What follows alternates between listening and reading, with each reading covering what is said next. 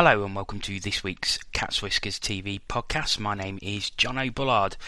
Andy Haywood and Aaron Law will be joining me shortly, and we'll be looking back on last week's games for the Panthers, which included a trip to Coventry in midweek and of course a huge double-header weekend against the Belfast Giants this past weekend. We'll be answering some of your Ask CWTV questions as well, and also looking ahead to Panthers' upcoming weekend games against the Sheffield Steelers on Saturday and Hull Stingrays next Sunday. But it's time to get the boys in. It's time to say good evening to Aaron Lord. Good evening. And Andy Haywood. Evening. Well, guys, before we start with looking back on the games, great event yesterday at the Bunkers Hill Inn. Yeah, it was really, really good. I thoroughly enjoyed it. Obviously, thanks once again to A View from the Bridge guys. Special thanks to Mr. Ady, who is a really, well, he's just a gent, isn't he? And thank you to everybody that came. From my point of view, I thought there was probably more people turned up than what I thought there would be, so always very pleasing. But yeah, it was good to do. Only echo what Aaron said. I thoroughly enjoyed it. It was really interesting to hear the things that especially Paul Ady was saying, because he's a guy that knows what he's on about, and I thoroughly enjoyed it, and I was privileged to be a part of it, and I'd like to think that we'd perhaps do it again at some point. All I'll say on that is watch this space. Wheels are turning as we speak. But yeah, I just want to say again, just echo what you guys said. Big thank you to Paddy, Davey and the coach from A View from the Bridge for accepting the invitation, and also to Paul Ady for coming on as a guest. It was a great hour of chat. Thanks to everyone who came along. Thanks to the Bunkers for giving us the room and giving us the time to put it on.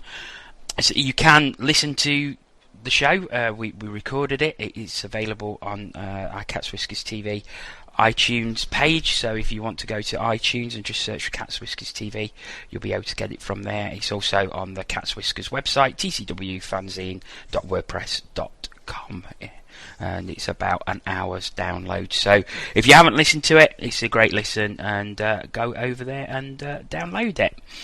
Right, shall we start last Wednesday in Coventry? Aaron, you were there, I believe. I was, yes. I made the trip to the Sky Dome, so yeah. And how long did you queue for a ticket? Now, come on, Paddy. I can allow Paddy to take that joke, but not you, Jono. I'm sorry, yeah, go on. Straight in the door? Yes. Thank you. Yeah. So, quite an eventful game, but finished after a shootout 4-3 to the Coventry Blaze. Well, incident-packed, I think, is what we can say about that game. I mean, I was watching the webcast, and it was just... I thought when we went 2-0 up, happy days, here we go again. But you've got to give credit to Coventry in that second period, because they really came back into it. Yeah, they did, to be fair. I mean, I thought, obviously, the start that we got was very, very pleasing, and it kind of felt that it was going to be one of those games where we've managed to get the lead early, and we'll just sort of not dominate it, but we'll see it through. But like we said before, the Blaze, you do have to give credit for. They are now starting to become a different team under Chuck Webber. So and especially in their own barn as well. But it's just a lot of incidents in the game, and which kind of all had an effect on the result for me to a certain degree. So on the way to the Sky Dome, I actually said, I'd be quite happy with a point here, and if we can nick it in OT or penalty shots, then obviously it'll be pleasing. But I thought that if we could get a point, it would be a good point for us. So it turned out to be that in the end. Yeah, I mean, I suppose the controversy was really with Coventry's third goal, which a lot of people have probably seen now, which... Yeah. Well, the argument was that it actually went in from the side of the net, underneath the goal frame and into the net. That was what Matthias Modig, who was in goal for the Panthers, was heavily protesting about.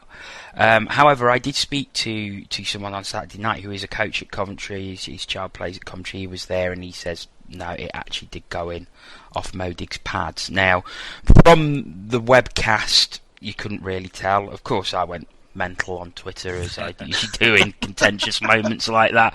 Having reflected on it a bit, it's probably, well, actually, you never know. And these things do tend to even out over a season. I suppose you only have to look back at the game in Cardiff, where Cardiff scored a perfectly good goal that went through the net and it wasn't given. So they do even out. Aaron, as I said, of course you were there, so your view of it. At the time, I didn't think it was a goal, I'll be totally honest. And the reason why I don't feel that it was a goal, or especially at the time, was, yes, it takes like a nasty ricochet off the boards and stuff, but for me it didn't kind of go round the goal and in. It went underneath. You can clearly see that there is an issue with that net.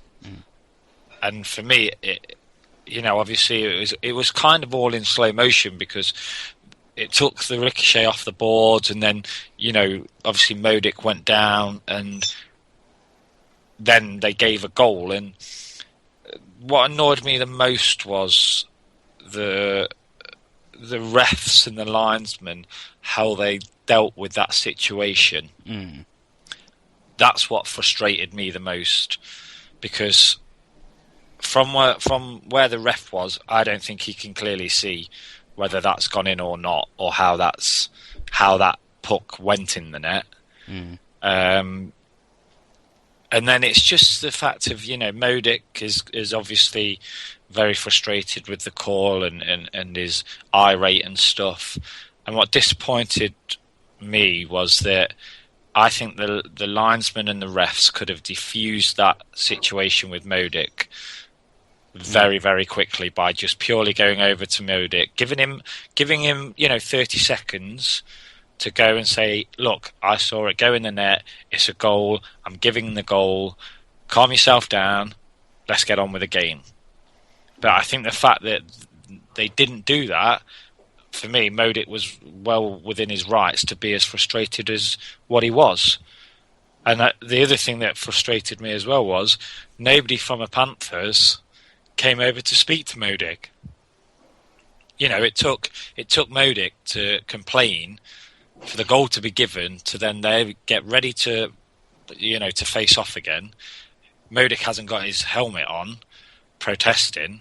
So, Darnell gives him the 10 minutes misconduct. Then it takes us, for Brian Schmidt to come off the ice and have a word with Modig.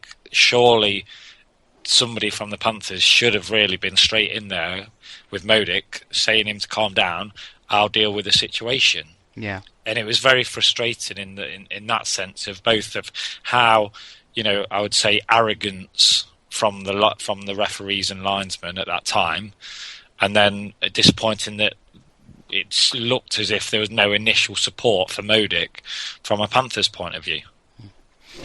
Another incident I want to cover that happened in the second period was Jim Jorgensen's check to the head on Cody Wild, which saw Jorgensen thrown out of the game on a 5+ game.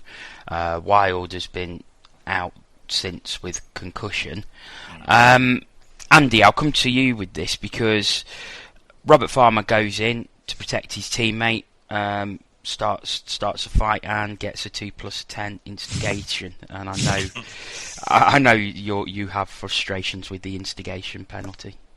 Yeah, that's not necessarily the referee's fault on the day. It's just the rule in general is one that unfortunately plays into the hands of cheap shot merchants and wind-up merchants. Basically, they've got something to hide behind. If they can con a guy into fighting and dropping the gloves and then turtling, they end up on the power play because of it, which I think's bad. But obviously, the other problem I have with the rule is the fact that it is given for the first person who instigates a fight, which is, that is the letter of the law. But surely the instigation of a fight in a situation like that is the bad hit on a player that injures somebody, not the player skating over seeking retribution. For something to be, technically an instigation is something that happens which causes a reaction. So surely the hit is what causes the reaction of Robert Farmer, not absolutely fight happening because of a reaction of Robert. Because it was instigated because Robert Farmer dropped his gloves. It was instigated because Jorgensen threw a hit that was deemed illegal and obviously concussed Cody Wild. Like I say, I think the rule in general, not just in this league, it's in pretty much all leagues as far as I'm aware, is one that is not helping teams in the long run, because it will give guys this sort of this rule to hide behind. They know that they can practically get away with whatever they want because they don't have to stand up for they don't have to stand up for their actions. So it's one of the things. I'm dead against the rules, and I know obviously quite a lot of people agree, but obviously there are other people that agree with it, and ultimately that's what makes the sport great, is because you get the difference of opinions. What I found interesting about the whole scenario was the fact that there was no ban on the play. Yeah, I mean, that was something I was just about to come on to, and having seen the hit, I say it was an awful hit at the time. When I was watching the webcast, watching the highlights, shows that I didn't change my opinion. It was an awful hit. I mean, plenty of people who were at the rink at the time, even Coventry fans, were saying, that's a bad one. I was amazed, absolutely amazed, that there was no supplementary discipline on that one. That's it, and unfortunately there's got to be a level of consistency. I mean, they've suspended guys for seemingly real sort of, not necessarily the suspensions, but the length of suspensions. Obviously, the whole water bottle thing, and stuff like that. And then there's things like this that go away unpunished. And I don't agree with the punishment of, if the player's injured, they should be suspended for however long they're injured for, because you can't do that. Yeah, I believe we talked about that on a different podcast. But having said that, our standout defenseman has now missed games and is concussed, and we don't know how long he's going to be out for, from a bad hit and a dangerous play. And the guy, yes, he's got penalties in the game, but ultimately the guy's got away scot-free, and that to me is the real shame. Aaron, what was the reaction at the rink when it happened? Yeah, well, at the time, to be fair, at the rink it caused a little bit of aggro in the crowd, because obviously from a Panthers point of view, we weren't very happy with the hit. We thought it was a nasty hit, and we thought that he should get kicked out of the game, which he did do in the end, obviously. But I'm pretty much with you guys as well. I'm amazed that that's not been given, a bigger suspension than just the on-night game misconduct, because I think you can clearly see that there's an elbow raised to the head now. Whether the fact that Cody Wild eventually went on and played some part in the rest of the game, whether that's affected it or something, I don't know. But this is where, DOPS kind of goes into that grey area for me. And I know, obviously, the guys from A View from the Bridge had that debate on it, and whether it's a good thing and stuff. But I've always been in the past of you can't expect them to explain every decision possibly. But there's some times where, in a situation like this, that I would love to know why that's not been given a ban. Me too, because I think from looking at it at the time, looking at it on the webcast, as I've already said, it was a bad hit. It was getting up there with the hit that O'Mara did on Steve Lee, for me. Easy, yeah, I agree. Yeah, and it's caused another injury and a concussion, so I think he's got away with one. And I think in a situation like this, I would like to see Dops actually say, right, this is why we've not given any extra on it. But then, to be fair, we're fans, aren't we? Why should we know everything? I'd be more concerned if, like, Corey and Strax and even Cody Wilde didn't have a reason why that didn't get banned. As fans, we obviously can't know everything all the time, but when there's an injury that now there is for Wilde, it just leads you to think, well, hang on, he has got away with it. Okay, going back to the game, Panthers out shooting the Blaze 16-6 in the third period, chasing the game. The equaliser did come from Charles Landry, but I think Blaze need to thank their netminder Brian Stewart, who was absolutely exceptional in that third period. That's Stewart for you, isn't it?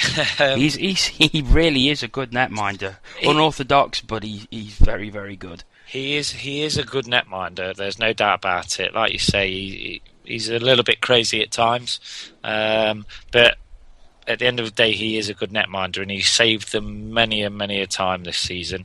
And he's becoming a little bit of a thorn in our side when it comes to obviously penalty shots as well. But yeah, it was a big period from him and from the Blaze to a certain degree. But when it went to penalty shots, it was just that feeling of, oh no, here we go again. 21 rounds of penalty shots, or whatever it was. But no, not as long this time. But looking at the penalty shots, Panthers failing to score in their three from Guillaume Doucet, Chris Lawrence and Colby Cohen.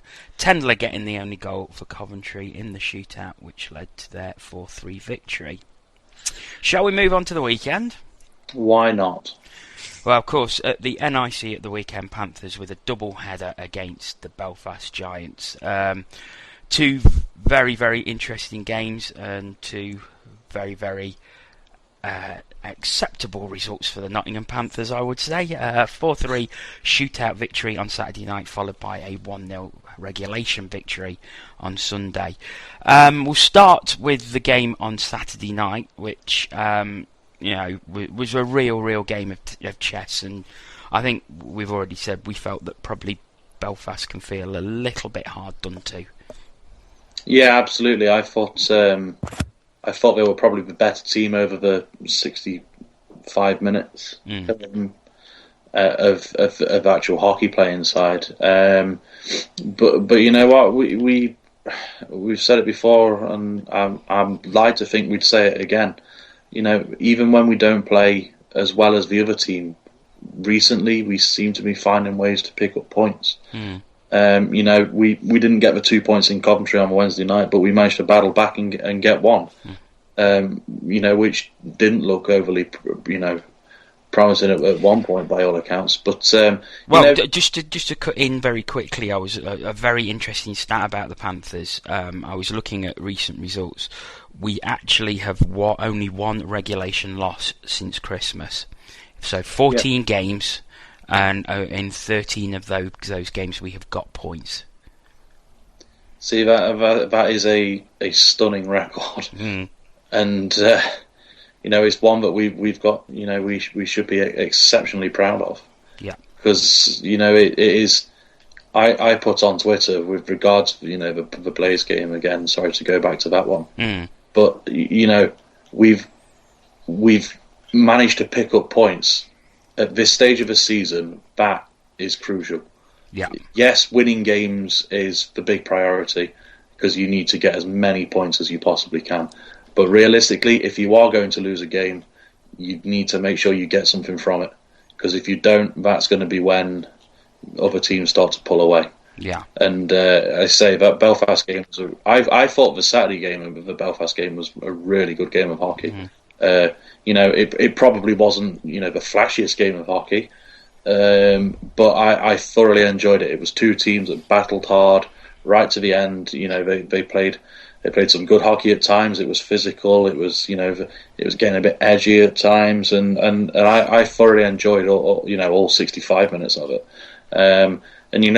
Something that's got to be said. A lot of people that I was sat with on Saturday, when it went to a shootout, had exactly the same reaction as Aaron said about the game on Wednesday, where you sort of think, oh, God, penalty shootout, here we go again, that type of thing. But as strange as it sounds, as much as we've been struggling to score, you can't help but feel a lot more confident knowing that you've got Kowalski backing you up in a shootout. As good as Modig is, we've seen it before from Kowalski, so we know what to expect. And there was part of me that was quietly confident about the game when it got to the shootout, because of having Killer back there. But we talked about it on Sunday's show. Incredible penalty shot by Robert Farmer under such pressure to score. He showed great hands and a fantastic finish. And then Chris Lawrence with the game winner as well. I think the big turning point for me in the game was Sawada put the Giants ahead. We're at 4:13 in the third period, and we managed to equalise just over 2 minutes later. And I think getting that quick equaliser back again really put a spring in our step, and I think that was a big factor in us winning the game. And it was a great goal by Lakovic as well, just getting the tip from a Jacina shot. A really good goal. Yeah, absolutely. Yeah, I mean, I think with that, whenever you can reply straight away, it kind of deflates the opposition, straight away, doesn't it? Because obviously they're buoyed by the fact that they've taken the lead, but if you can reply straight away, then it cancels it out pretty much, doesn't it? So big moment in the game, and yeah, Lako's goal was very pleasing, and I think it's nice to see Lako on the score sheet, because I think a lot of people obviously, I think he might admit it himself that he's not had the outstanding season that we always expect and have seen of Lako, but those goals that he's scored this season have come at important times and important games. So, and that was just one of them. So the game finishing with a 4-3 shootout victory to the Panthers. Belfast goals from Kevin Westgarth, Mark Garside and Ray Sawada. Panthers goals from Chris Higgins scoring against his former club, which their fans really enjoyed. Greg Jacina and of course Robert Lakovic. The winning penalty shot scored by Chris Lawrence. But I think it's a fair argument to say that probably Robert Farmer won us that game in the shootout. Yeah, I think you could say that. Yeah. Okay, moving on to Sunday night, and again it was the Belfast Giants in an afternoon face-off at the NIC. I think the best way to describe this game would be game of chess. Yes, I would say scrappy. It wasn't. That's it wasn't. It wasn't the most open game of hockey, was it? It was quite. It did. For me, it got quite tedious at times. Yeah, I know what you mean. It wasn't. The second period especially was very sort of, it was almost like both teams were going with the sole purpose of not losing the game. Which I suppose with the result on Saturday was kind of understandable, but it didn't make for a great spectacle. But nonetheless, it was gritty. There was a lot of passion shown, and obviously there was a couple of incidents at various points of the game that I'm sure we'll talk about. Yes, well, as there's not a great deal to talk about from this game, to be fair, I suppose it really all sparked into life in the third period with an incident happening at 10:43 in the third period, where Colby Cohen went in on Carson Tubac, the Belfast netminder, and did catch him quite clearly in the mass with his stick. No argument about that. I think it's what followed that really caused all the problems. With Cody Brookwell being called for spearing Cohen while he was down on the ice. And also Robert Farmer getting 2+2+2+ a game for leaving the bench to take part in an altercation. Now, I've spoken to many people. I wasn't so sure, but I don't think I saw anyone come off the bench and go towards the fracas. I just didn't see where that penalty came from. Yeah, I completely agree. I thought at the time that he was on the ice. I was pretty certain, but it's one of them things where you never really know. But the amount of people that have backed up what I believed I saw is quite astonishing. So obviously it's one that I'd like to see again, just to make sure definitively. But it certainly seemed that Farmer was on the ice. Obviously, I pointed out on the Twitter that Doucette and Lawrence were both involved, and those three guys, Doucette, Lawrence, and Farmer, were a line all weekend. It wasn't like they were just shackled together on one shift. They were always on the ice together. So it did seem exceptionally odd that he was given that penalty, considering that for what most people seem to think is that he was already on the ice. Another thing from that same instance was Belfast captain Adam Keefe, who punched every single Panthers player around him. Chris Lawrence, I think he punched 3 or 4 times. I'm surprised he didn't actually skate up the other end of the ice and punch Kowalski just to get a full set of Panthers players on the ice. But quite clearly in front of referees, quite clearly roughing, nothing called. Yeah, well, I mean, for me, when they put Farmer in the box, I was like, well, they've got to take Keefe if they're putting Farmer in there, because that's both you would possibly say for roughing. So then when they kicked Farmer out for what we've just talked about, I was fuming, because I'm 99.9% certain that he was on the ice, and then the fact that Keefe got absolutely nothing just absolutely amazed me, to be honest, because the bloke was just like a wrecking ball. He just, like you said, he punched pretty much everybody that was on the ice. I'm surprised he didn't actually start punching his own players. Mind you, having seen his reaction in the 4-0 loss at the Odyssey, he probably wanted to. Well, yeah. Well, I think that was the problem with Keefe, and he obviously plays with this edge, which is fantastic, and that's why we all love him as the player that he is, because that is what he brings. But I'm sorry, but he overstepped the mark, and he needed to be punished, and the refs didn't punish him. And I just think we got hard done by in that sense of the fact that Farmer got kicked out, and we lost him from the rest of the game. But thankfully, it didn't really matter, because up popped Mr. Lawrence with 49 seconds to go, and who honestly thought that would have been how it ended, because it just had the look of going to OT again. I mean, that was something I wanted to bring up, because it was sort of that last 90 seconds of the game, and Panthers seemed to just go, right, we are going to try and win this, and up until Lawrence scored, you had Benny breakthrough one-on-one where Chubak made a fantastic save, because it was going straight in the top corner. Colby Cohen more or less picks up the rebound, floats it at net, which pings off the crossbar, and then Chris Lawrence goes and scores with 49 seconds to go, and generally there's no coming back from that. And you could see the Giants were gutted; they were absolutely deflated by that.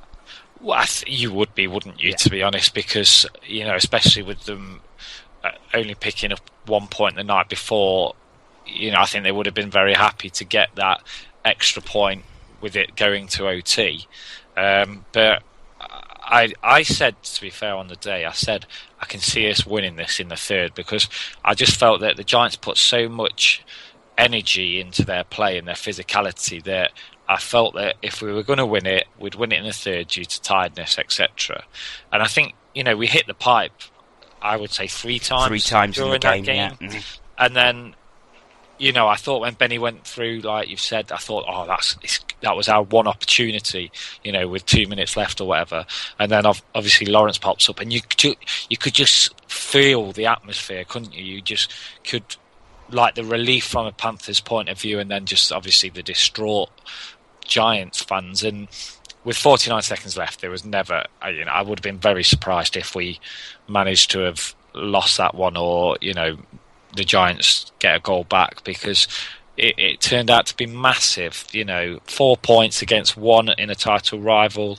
It's just amazing, and I've got so much pride, and I'm so proud of this Panthers team because they just don't give up. I said it on the Sunday show in the Bunkers Hill, whether they're the most skillful or whether for the faults that some players have, and I didn't think Chris Lawrence had a great weekend, if I'm honest. No, but he's managed to pop up with 4 points pretty much.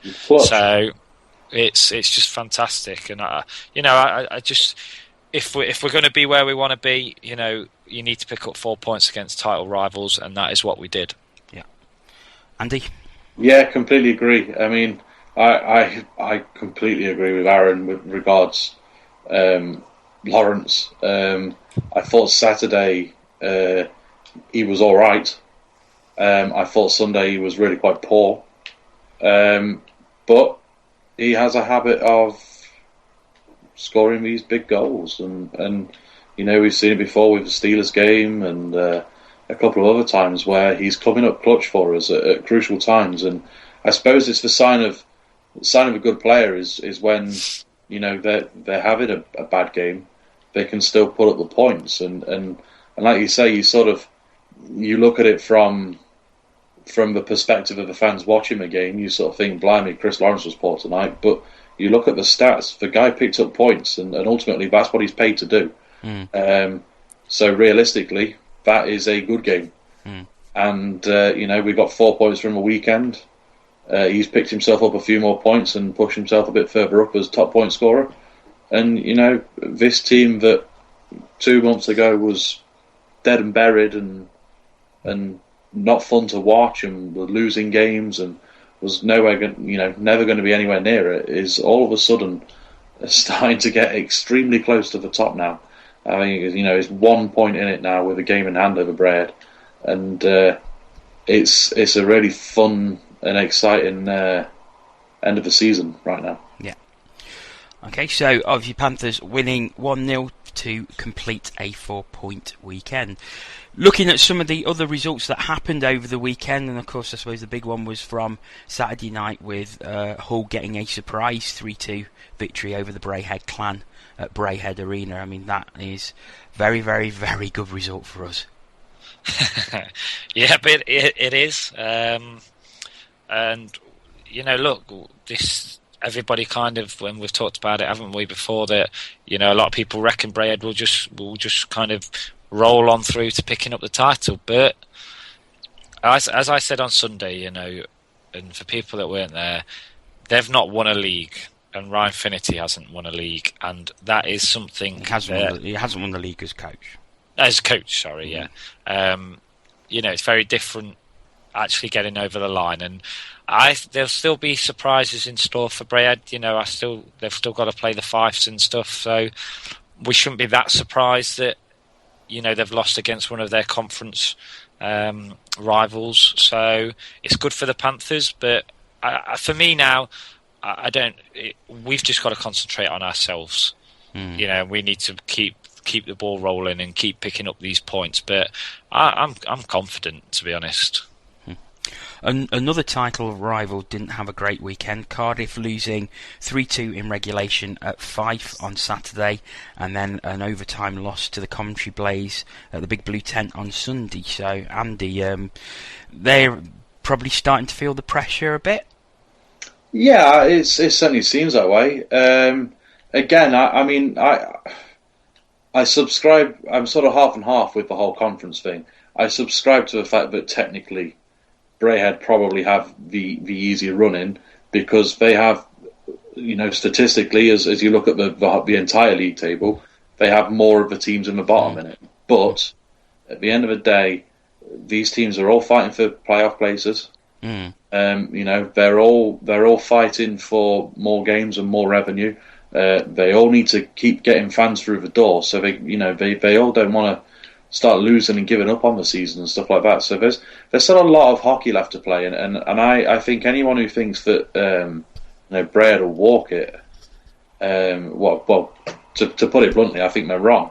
I think even if Braehead win it, and they've got a very, very good chance of doing that, it's not going to be this, stroll in the park. They're going to have to work hard for it. And whether they win the league by the end of this month and win it by 15, 20 points, they are still going to have to put the effort in and work hard against these teams. They can't just be, they're not just going to be expected to turn up on the day, strap the skates on and step onto the ice and basically just coast to 2 points. They're going to have to battle. And I personally think, and it's not a slight on him whatsoever, because when we've played him, he has been very good. But I think the real pressure will be on the goalie now, with where they are in the standings, how they've played. They have been scoring goals with quite regularity, but by the same token, I think if you're going into the stretch, I think if you look at the two teams, ourselves and Brad, I think if you look at the key standout in the difference of the teams is basically Craig Kowalski and Kyle Jones. Kyle Jones is a very good netminder, but on his day, Craig Kowalski is second to none. And now that he's got that bit of a push because we've got somebody else on the team that's more than capable to be a number one. Now that he's got this push because he's fully fit, he feels like he's got something to prove, and we're going into this stretch of extremely big and important games. There's no one I'd rather have on the ice in net than Craig Kowalski. And we've seen time and time again that he's a guy that just gets it done. So, I think Brad have got a good chance. I think realistically, Belfast, Sheffield and Cardiff have got just as good a chance as ourselves. The guys from A View from a Bridge touched on it on Sunday, that realistically, Belfast's next 3 games were going to be huge. Obviously, they lost yesterday in excruciatingly painful circumstances for them, to lose a game with seconds to go. But they play Cardiff and Brad this weekend. If they get 4 points this weekend, all of a sudden they've caught up points on Brad, and they're thinking to themselves, we are still in with a chance. And all it takes is for a team to get on a stretch now. If they get a couple of runs on the bounce, I think Paul Adey said it at the chat show. If a team can go on a little run right now, they're going to be just as high up there in the chase as Umbrella are. Aaron, another team that's sort of making the charge recently is Sheffield, and they've continued their recent good form, a 6-0 victory on Saturday, followed by a 3-2 overtime victory in Edinburgh on Sunday. So another 4 points for them to keep them in the chase. Yeah, and obviously they've picked up a few now, like you've said, so they're kind of coming back into contention, and they were never ever going to go away, really, were they? I don't think anybody will fall away massively that they're out of contention. But I think, obviously, Steelers had a tough Christmas against us, and it was important for them to get back, onto 4-point weekends, and they've done that. So they'll be buoyed going into the weekend, which is against us, and that's all of a sudden a bigger game than what is the biggest game in elite league hockey. Because yes, they're behind us, but they've also got a game in hand on us. So if they were to pick up the W on Saturday, then it makes it interesting again, doesn't it? So big games from now on in. So, a quick look at the table. Braehead Clan remain in top spot with 55 points from 39 games, followed by the Panthers, 54 in 38. Steelers come in third, 52 from 37. Giants in fourth, 50 points from 39 games.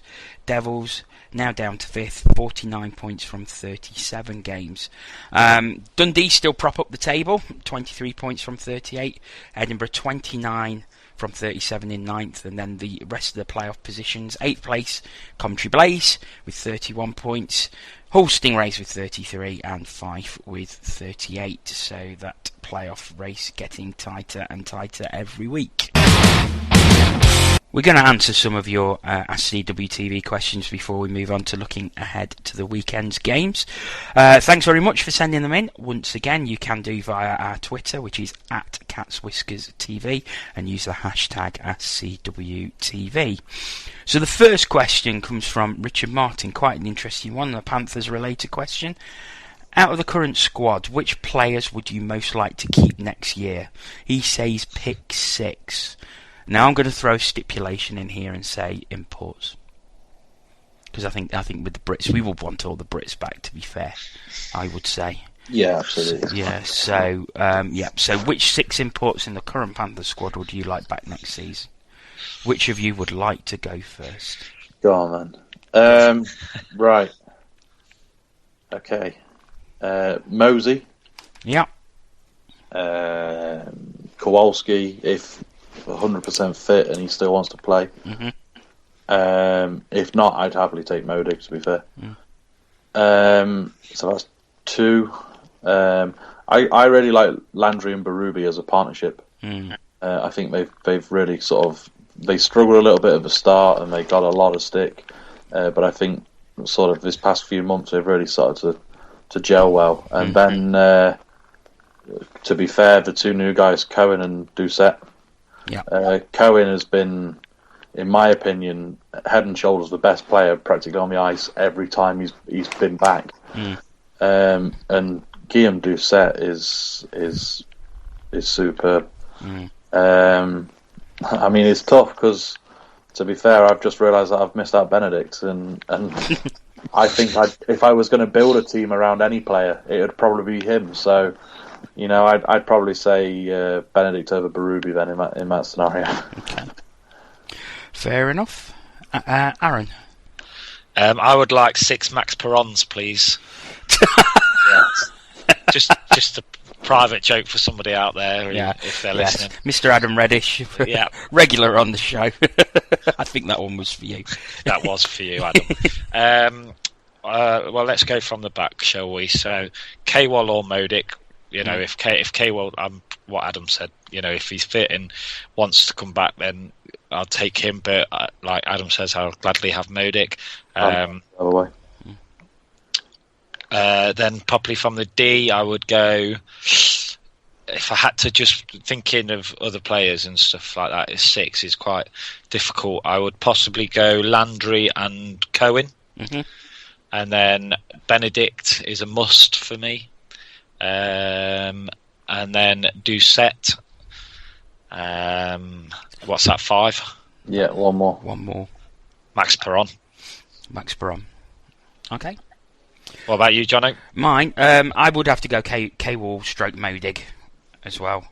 I personally don't think Kowalski will be back next season. I think I agree, this will be it for him. But I would I would happily have Modig in his place if he didn't want to come back. I think our biggest strength this season has been at the back. Yep.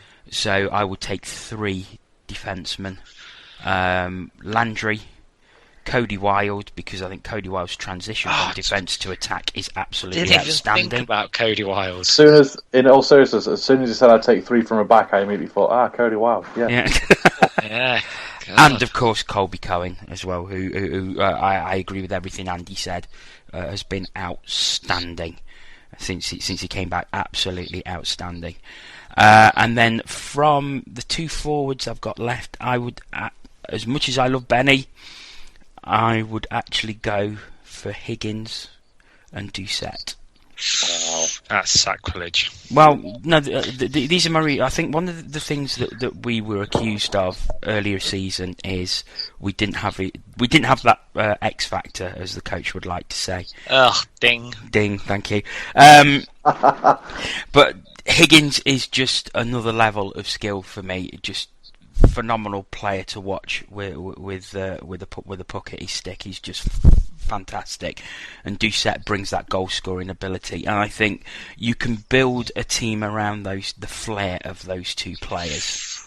If I had a 7th, then yes, I would probably say Benedict for the reasons that you said, but they would be my 6. I'm gonna totally disagree with one thing that you just said. Then go on.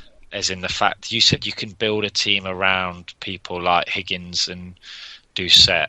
I disagree with that. I go with what Andy actually said. If you're looking to build a team around anybody, you should be building a team around a Benedict. Like the ethos of the team. Because that's why I think Belfast have been so good over the past couple of years, is because they've built that ethos around players like Keith and Lloyd. Yeah. As much as people hate them, they are the heartbeat of that club, and they are the reason. Yes. Is this the Cat's Whiskers, or is this I think we turned into a view from the bridge. And they are the type of guys that you build the team around. I personally think. The problem is if you and obviously we'd have more than 6 imports, but if we didn't re-sign a Benny, then you can bet your bottom dollar Belfast would be straight back in for him, and a Higgins. Really, can you see Higgins being back here next season? Because I, for one, can't. I can. I don't think he'll be here next season, if I'm totally honest. I can genuinely see him being back. But the question was, we were asked to pick 6, and it's very hard my 6. to pick 6, Richard. So yeah, but great question. So thanks for the question, but next time, can you turn the 6 upside down at least? Fair. To be fair, if you'd have asked me a month, I'd have struggled to give him 1. Oh, how fickle you can be, Andy Haywood. Absolutely. In sport, great. Yeah. Another cracker of a question comes from Anthony Russell, who's a Basingstoke Bison fan and also does the Banners on the Wall podcast, which is well worth a listen. Have a search for that on iTunes. He asks, what happens if Telford apply to join the Elite League? Wow. That is an exceptionally good question. Ultimately, I don't honestly know the answer to that. I would like to think that they'd get accepted straight away because, they've got a decent setup. They've got a very decent team for that for the EPL standard by a long shot. And realistically, the more the merrier.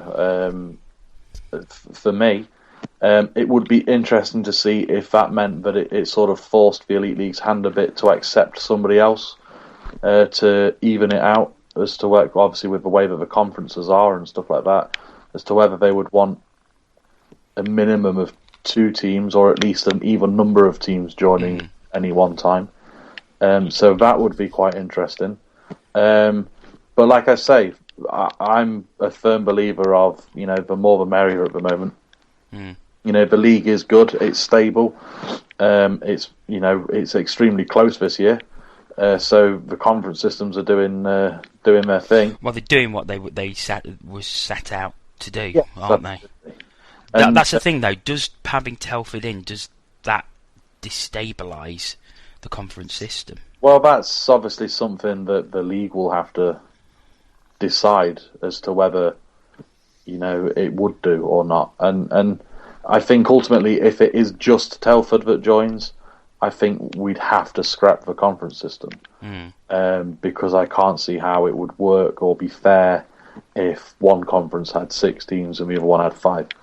But if another team, if Telford, decide that they're going to make the push, and they get talking to other teams or another team sees this from the EPL and they think, well, you know what, if they're going to have a crack at it, why can't we? And I'd like to think that perhaps if one team did, not necessarily open, it wouldn't necessarily open the floodgates, but I'd like to think that a few more might become a lot more interested in it. Aaron? I think obviously if we can expand the Elite League, then it's a positive thing.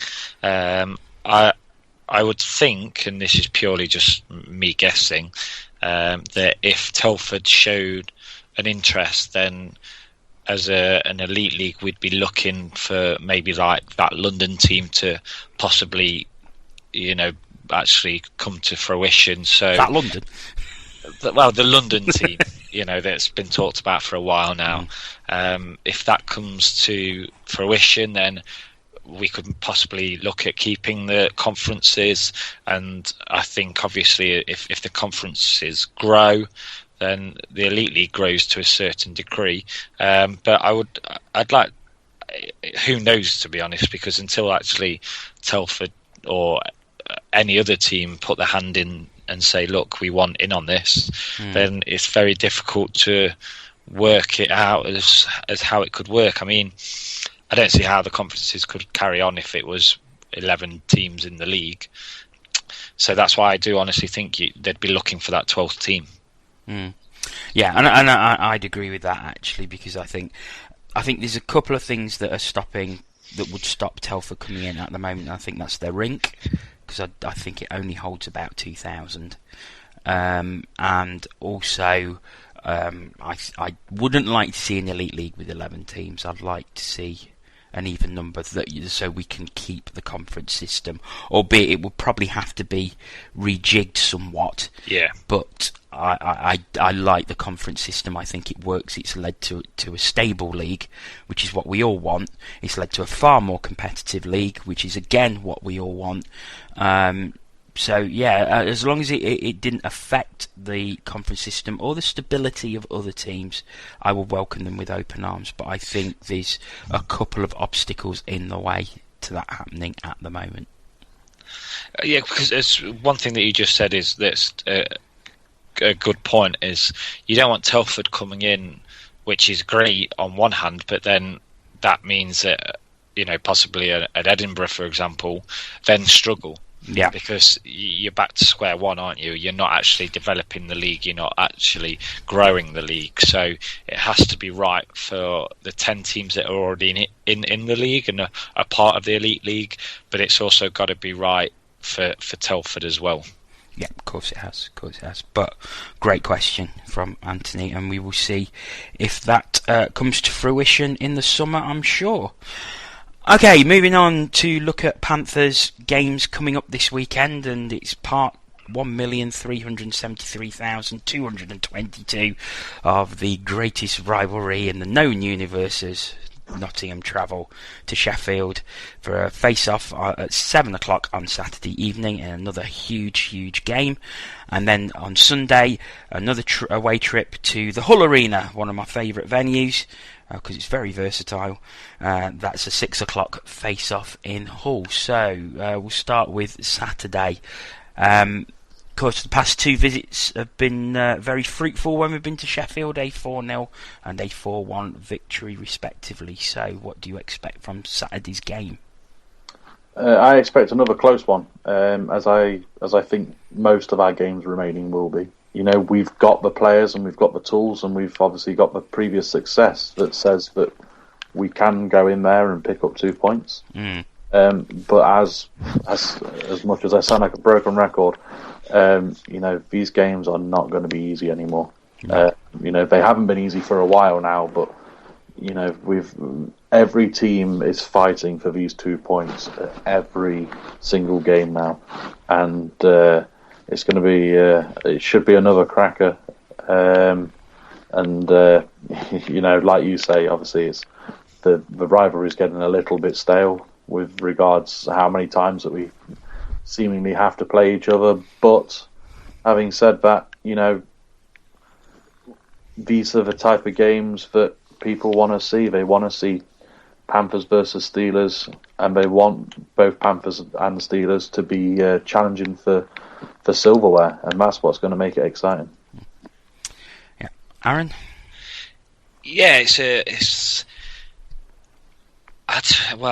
I'd like to think that at the moment, or it seems that we've got Sheffield's number to a certain degree, but they've obviously made some changes, which you have to say they've added something to the Steelers. It's kind of helped them revive themselves a little bit, hasn't it? So I'm not going into that game thinking, oh my God, it's the Sheffield Steelers. This is going to be a tough game. It is going to be a tough game, of course it is, because they are a good side. But I'm confident in kind of how we seem to set up against Sheffield. Obviously, that could all change, and our players have got to play to their best ability. But if they play to their best ability, then I think it'll be a positive result. And I'm quietly confident, because I think like I mentioned earlier, they've got a game in hand on us, and they're 2 points behind. And it's also, and I know, like, if you spoke to anybody from the Panthers, it's one game at a time, and this is a league game, and the Challenge Cup semi-final is not even in anybody's head. But whoever wins these next couple of games in the league, the 7th and the 14th, is going to have a major effect on the Challenge Cup as well. So it's very important that we pick the 2 points up from a league point of view, but I think going into this mini series against Steelers, which it seems to look that way if you look at the fixtures list, it's important to get the 2 points from that aspect as well. Yeah, absolutely. So Sunday night, it's off to the most versatile venue. Never an easy place to go and get points, as every other team who goes there finds out. And Giants have come up and stuck there recently. Of course, we've won our 2 previous encounters there so far this season, but I suppose a lot depends on Saturday night. But you would like to think we could go into Hull, and you would hope that we would come away with the 2 points. Yeah, absolutely. There's no disrespect to Hull. They've played some good hockey, and obviously they've beaten us at home. And they've taken some big steps. Thrashed us at home, I think, is probably the best way to say that in that game. But yeah, but you're right. These are the games that we are expected to win, so we need to go out and do that and prove that. And I agree that Saturday might have a bearing on it, how much energy is exerted in that game, because as they keep telling us, someone pointed out on Twitter, I think it was, that these big games that keep coming up, what's bigger than using capital letters for all the press releases? What's the next step? Because every week they seem to be saying that they're getting bigger and bigger, which they are. And obviously Saturday is going to be huge, but I'd like to think that we should have enough in the tank, especially considering what we saw this weekend against Belfast twice. We should have enough in the tank that we, no matter what the outcome on Saturday, we should be able to take the 2 points in Hull. Yeah, Aaron. Yeah, obviously, we've struggled against Hull at sometimes, but I think we're a different team to what we were at those times. But going into Hull is very different to facing the Giants at home on a double header weekend. These are the games where now, especially if we look at it from this is the start of our season to the end of the season, if we look at it that way, this is a game that's just as important, and one that if you're going to win the league, you need to be going into the Hulls and picking up 2 points. Yeah, absolutely. Now, what I would say is as well, Hull isn't a title rival. So at the end of the day, it's just all about getting the 2 points, whether that comes in OT or even penalty shots. If we're being really picky, on the Saturday, we'd ideally like to get the W if it comes in regulation, because it means, a title rival doesn't get any points. So it's two different ways of looking at both games. As long as we pick up a win on Sunday, then it's fantastic in my eyes if we can get the W in regulation on Saturday. But I'd be honest, at this precise moment, the way we are, I'd be happy if we picked 2 points up on Saturday and then just got 1 point on Sunday. We're not going to have 4 point weekends every time or 6 point weekends when we go up into Scotland and have the Scottish trip. It's about collecting as many points as possible, and we have to be realistic that we're not going to win every game, or I'd be very surprised if we do. I'd snap your hand off it, but we're not going to do that. So Saturdays is the most important game at the moment, and it's about getting the 2 points for that. But if we can pick up 3 to 4 over the weekend, then it's another good weekend for the Panthers. Yeah, ideally 4 points, but at the moment, the way that how close everything is, I would certainly take 3. But I think with Sheffield being the rivals for the title, that is, I would like 2 points off them, and in regulation, if possible. Yeah, which, I mean, if you would look at Christmas and stuff, then, we should be going there in confident mood. Yeah, we've got nothing to fear. I mean, the last 2 games there, we've scored 8 and conceded 1. And I think, fingers crossed, we might actually get some bodies back between now and then. I'm pretty sure I read on the website, that Corey's obviously hoping to maybe get a body back. I don't know who that would be, to be honest, at the state. You might say Bettridge, but who knows? But I think if we can even get another body back, then it just helps, doesn't it? It just helps with the depth, doesn't it? Yeah, absolutely. Yeah, exactly. Yeah, absolutely. Okay, anything else from you guys? No, nothing from me. No. Okay, well, that's it again for another week. So thank you both for joining me once again. Pleasure, Jono, as always. Yeah, absolutely. Good fun. Great stuff. Thanks a lot, guys, and thank you very much once again for listening. We will be back, as always, next week. So until then, have a great week, and we'll see you then.